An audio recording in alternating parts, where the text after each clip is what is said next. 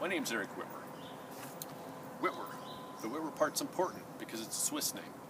Even though my great-great-great-grandfather immigrated to the U.S. in 1860, I still consider myself Swiss, and I'm really proud of it. To most Americans, Switzerland means big mountains, chocolate, and cheese, but to me, it means a whole lot more. 20 years ago, a man walked by my office.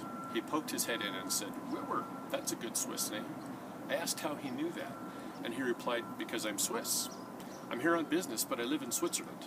I was so excited about my name and my heritage, and the fact that someone really understood that Whitwer in the Bern region is almost like the name Jones in the United States. Enthralled, I invited him in to sit down. He only had about 10 minutes to spare, so I quickly asked him all I could about my homeland. I was captivated by every single thing. About that same time, I was introduced to some Whitwer relatives at a family reunion. They showed a homemade video taken on a recent trip to Switzerland. Back in the 70s, someone in the family had identified the home that Christian Whitwer left when he came to the U.S. in 1860. In that video, I saw that home and the village of Schenau in a mountain valley east of Bern.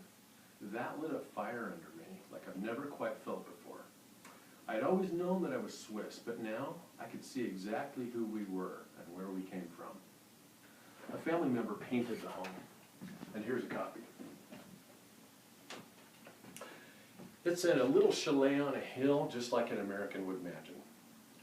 This little valley is also the wallpaper on all of my computers, so I look at it every single day.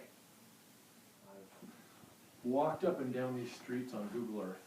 I've taken a drive through the town by watching YouTube videos.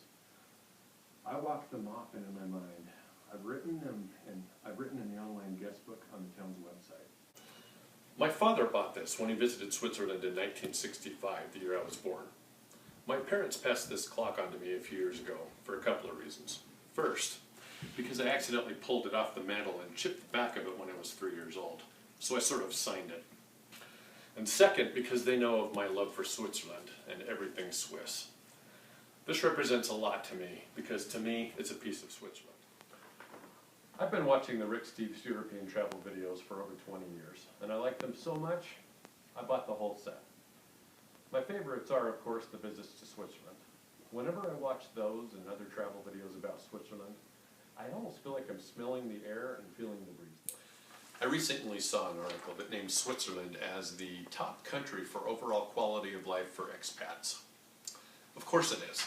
Switzerland is beautiful, breathtaking, strong, and has so much to be proud of. Its long-lasting unity exists because of its staunch, localized independence and tradition. I'd love to see and share Switzerland's famous sights, but also to show the world what a clean, safe place it is, that it stands for the strongest work ethic in the world, is the model of wealth and success, and is that movie star that everyone really wants to be like.